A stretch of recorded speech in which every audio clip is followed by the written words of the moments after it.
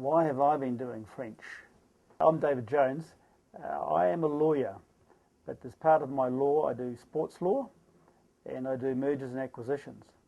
The mergers and acquisitions has nothing to do with my interest in France and the French language.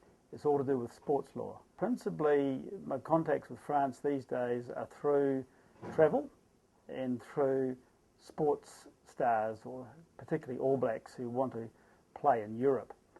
I have a lot to do with French clubs and players and French agents and directors of clubs, and I see them both in France when I'm travelling, and I see them here when they're out touting for top players in New Zealand.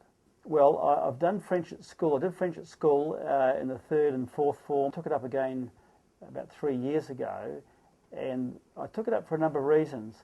The first was that I really believe it helps people academically to have or to learn a second language. I think it opens up your mind.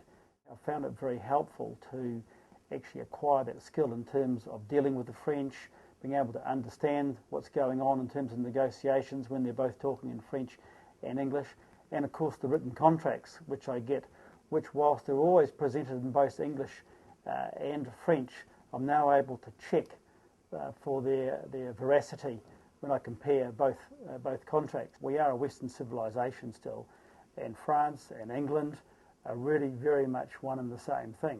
Remember, the French, through William the Conqueror, conquered England in 1066, and that influence is still here with us now.